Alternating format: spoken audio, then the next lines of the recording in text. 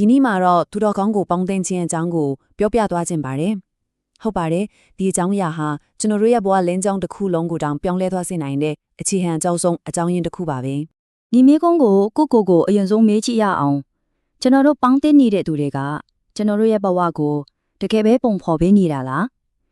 ကဲဒီရှင်းလင်းတင်ပြချက်မှာပဲဒီမေကုန်းရဲ့အဖြေကိုအတူတူရှာဖွေကြည့်ကြရအောင်ဆိုတော့ဒီအကြောင်းအရာကိုပုံကြီးရှင်းရှင်းလင်းလင်းနားလည်သွားအောင်အပိုင်း၅ပိုင်းခွဲပြီးကြည့်သွားကြမယ်ပထမဆုံးပတ်ဝန်းကျင်လွှမ်းမိုးမှုအကြောင်းပြီးရင်တော့လူမိုက်နဲ့ပညာရှိဆိုတဲ့လမ်းနဲ့တွေ့အကြောင်းအဲ့နောက်ကလျာဏမိတ်တိုင်အေးကွာပုံနောက်ပြီးမင်္ဂလာတရားတော်ရဲ့အခြေခံအုတ်မြစ်နောက်ဆုံးမှာတော့မင်းမဲ့ချင်းစီကိုဘယ်လိုသွားမလဲဆိုတာနဲ့ညီကုန်းချုပ်သွားမှာဖြစ်ပါတယ်ကဲပထမဆုံးအနေနဲ့ကျွန်တော်တို့ရဲ့ပတ်ဝန်းကျင်ကဘဝအပေါ်ဘယ်လိုမျိုးလွှမ်းမိုးနေတယ်လဲဆိုတဲ့အခြေခံအကြားဆုံးအချက်ကိုစပြီးလေ့လာကြည့်လိုက်ကြရအောင်အမှန်တရားတစ်ခုရှိတယ်ဗျအဲ့ဒါကဘာလဲဆိုတော့ဘယ်သူမှမွေးရပါလူကောင်းလူဆိုဆိုတာမရှိပါဘူးလူရိုင်းဟာကြီးပြင်းလာတဲ့တရှောင်းမှာတွန်တင်ဆုံးမမှုကိုခံယူကြရတာချီပါပဲပြောချင်တာကျွန်တော်တို့ရဲ့စိတ်ရဲ့လက္ခဏာဆိုတာမွေးကလေးကတတ်မှတ်ပြီးသားမဟုတ်ဘူး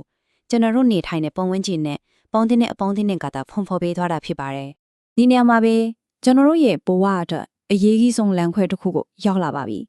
အဲ့ဒါကတော့လူမိုက်ကိုပေါင်းမလားဒါမှမဟုတ်ပညာရှိကိုပေါင်းမလားဆိုတဲ့ရွေးချယ်မှုပါပ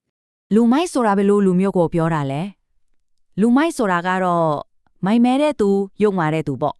သူတို့ကကျွန်တော်တို့ရဲ့အသွေးအခေါ်အပြောအဆိုအဖြူမှုတွေအပေါ်မှာအစိုးဘကနေလွှမ်းမိုးမှုတွေတက်ရောက်စေတဲ့သူတွေပါသူတော်ကောင်းဒါမှမဟုတ်ပညာရှိဆိုတာကတော့လုံးမောက်ကိုစန့်ကျင်ပါပဲသူတို့ဟာကျွန်တော်တို့ရဲ့အားနည်းချက်ချို့ယွင်းချက်တွေကိုကိုယ်တိုင်မြင်အောင်ကုညီထောက်ပြပေးတယ်ပြီးတော့ပုံမကောင်းမွန်တဲ့လူတစ်ယောက်ဖြစ်လာအောင်လမ်းညွှန်ပေးတဲ့သူတွေဖြစ်ပါတယ်ဒီတော့ရှင်းရှင်းလေးပါပဲလူမိုက်ကိုပေါင်းသိရင်အထွေးအပြောအလုတ်အားလုံးလမ်းမကိုရောက်သွားနိုင်တယ်သူတော်ကောင်းကိုပေါင်းသိတဲ့အခါမှာတော့ကိုယ့်အမားကိုမြင်ပြီးပြုပြင်နိုင်တဲ့အတွက်လူကောင်းတစ်ယောက်ဖြစ်လာစီမှာပါရွေးချယ်မှုတစ်ခုစီရဲ့အကျိုးဆက်ဟာလုံးဝကိုကွဲပြားခြားနားနေပါမြင်သားပါပဲ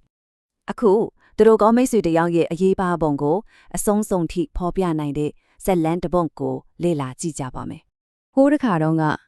ရှင်အာနန္ဒာမှာတွေးထဟုဝင်လာခဲ့တာပါသူ့ရဲ့တွေးကကြိုးချောင်းစီလျော်တယ်လို့ထင်ရပေမဲ့တကယ်တော့ပြည့်စုံမှုမရှိခဲ့ပါဘူးအရှင်အာနန္ဒာကမြတ်စွာဘုရားကိုဒီလိုလျှောက်ထားခဲ့တာပါအရှင်ဘုရားတပည့်တော်ထင်တော့ကလျာဏမိကလို့ခေါ်တဲ့မိကောင်းဆွေကောင်းဆိုတာမြတ်တော်အကျင့်ရဲ့တဝက်ဖြစ်ပါတယ်ဘုရားတဲ့သူရဲ့ယူတိကတော့ကျင့်ကြံသူရဲ့စ조사မှုက90%ဆရာရဲ့လက်ညွတ်မှုက90%ဆိုတဲ့သဘောမျိုးပေါ့ဒါပေမဲ့မြတ်စွာဘုရားရှင်ကတော့ဒီအဆိုကိုပယ်ချခဲ့ပါတယ်အာနန္ဒာ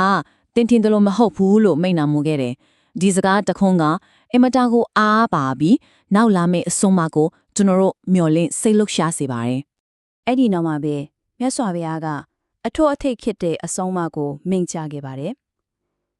အာနန္ဒာကောင်းပြီမှတ်သားလော့ကလျာဏမိတ္တဟာမြတ်တော်အချင်းရဲ့တဝက်မဟုတ်ဘူးမြတ်တော်အချင်းရဲ့တစ်ခုလုံးဖြစ်တယ်လို့မိန့်ကြားတော်မူခဲ့ပါတယ်အဲ့ဒီတစ်ခုလုံးဆိုတဲ့စကားလုံးဟာအင်မတန်အရေးကြီးပါတယ်။ဘာကြောင့်အဲ့လိုမိန့်ကြားရတာလဲ။အကြောင်းရင်းကရှင်းပါတယ်။ကျင့်ကြံအားထုတ်သူတယောက်ရဲ့စ조사အားထုတ်မှုဆိုတာမိကောင်းဆွေကောင်းထိတဲ့ဆရာသမားရဲ့မှန်ကန်တဲ့သင်ကြားမှုနဲ့အားပေးတိုက်တွန်းမှုတွေရှိမှသာဖြစ်ပေါ်လာနိုင်လို့ပါပဲ။ဒါကြောင့်မိကောင်းဆွေကောင်းဆိုတာစ조사မှုရဲ့အရင်အမြစ်ရောလမ်းညွှန်သူရောနှစ်ခုလုံးထိနေတာပါ။ဒီလောက်တော်နဲ့တဲ့အစုံမကိုကောင်းမွန်တဲ့ဘဝတစ်ခုအတွက်အခြေခံအကြဆုံးညီရမတစ်ခုအဖြစ်ဘလို့သတ်မှတ်ထားတယ်လဲဆိုတာကိုဆက်ပြီးကြည့်သွားကြပါမယ်။ဒီဆုံးအမဟာတာမန်အကြံပေးချက်တစ်ခုမဟုတ်ပါဘူးနော်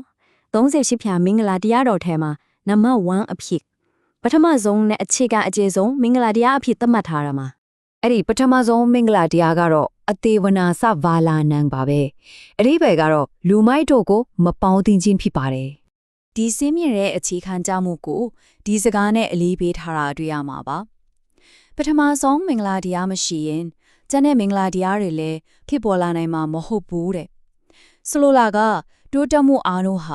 ဒီအချက်ပေါ်မှာပဲမူတည်နေတယ်ဆိုတဲ့သဘောပါပဲ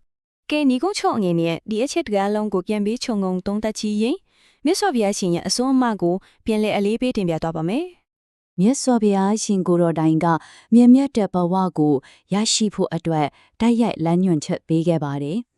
သူတော်ကောင်းတို့ကိုပေါင်းသင်းလို့သူတော်ကောင်းတို့၏ကောင်းမြတ်သောတရားကိုနားလေသဘောပေါက်တဲ့အခါမှာမြင့်မြတ်ချင်းသာရှိပြီးရုပ်ရော့ချင်းဆိုတာမရှိနိုင်တော့ဘူးလို့မိန့်ကြားခဲ့ပါတယ်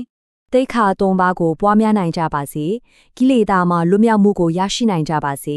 အမျက်ဆုံးချမ်းသာဖြစ်သောနိဗ္ဗာန်ကိုလင်းမြတ်စွာရရှိနိုင်ကြပါစေ